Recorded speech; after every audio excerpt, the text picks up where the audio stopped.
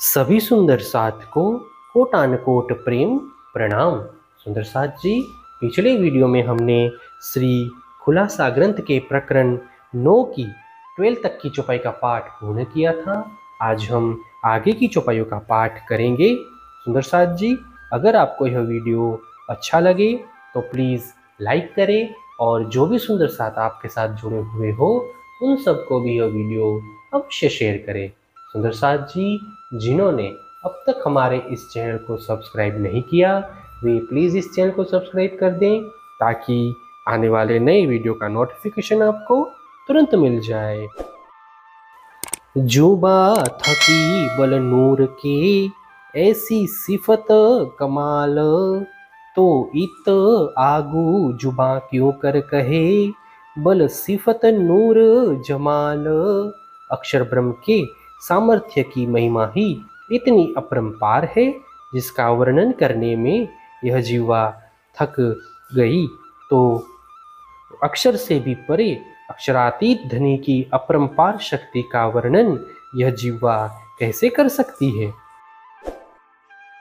जीत चल न सके जबराइल, कहे मेरे पर जलत नूर तजल्ला की तजल्ली, ए जोत सहे न सकत। जिस परम धाम में जिब्रील फिरिश्ता भी नहीं जा सका तथा कहने लगा कि आगे जाते हुए मेरे पंख जलते हैं, क्योंकि अक्षरातीत धाम धनी के तेज पुंज की ज्योति को वह सहन नहीं कर सकता।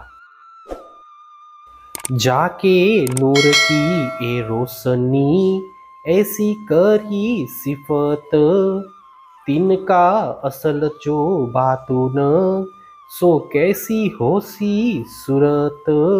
अक्षरातीत धनी के तेज पुंज के प्रकाश की जब इतनी महिमा गाई गई है तो उस तेज पुंज के मूल अक्षरातीत धनी का यथार्थ स्वरूप कैसा होगा। ऐसी खूबी शोभा सुंदर जो सांची सूरत हक, नामे आसक इनका सब पर ए बुजरक।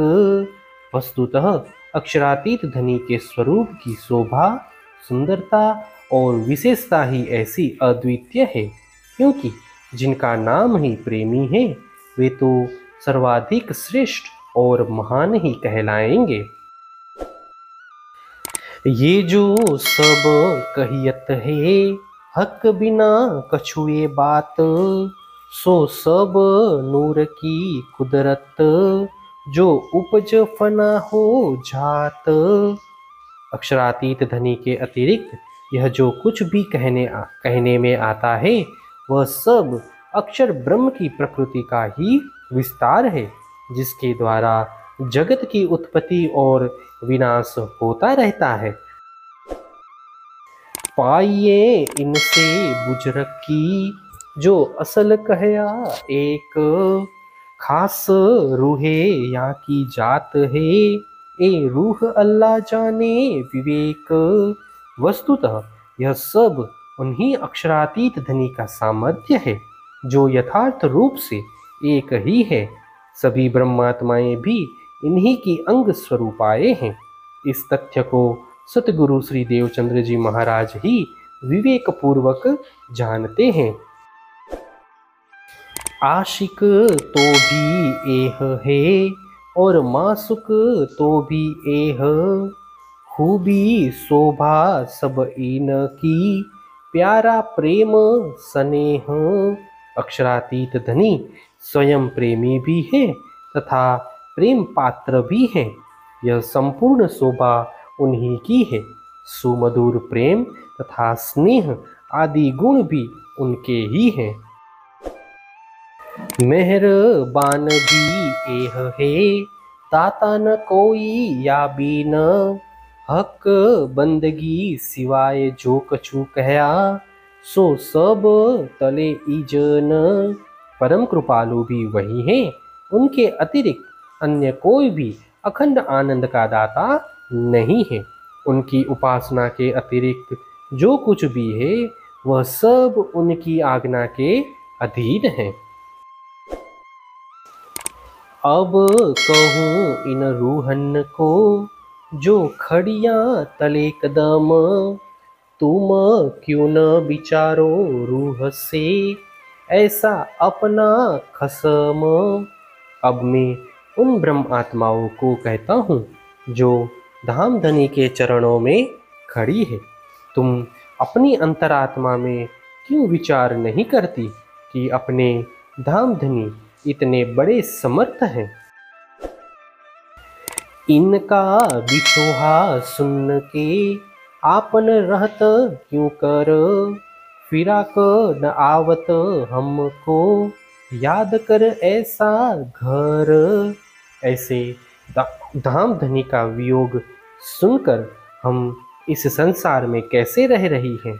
ऐसे अखंड परम धाम का स्मरण आ जाने पर भी हमें अंतर विरह उत्पन्न नहीं हो रहा है।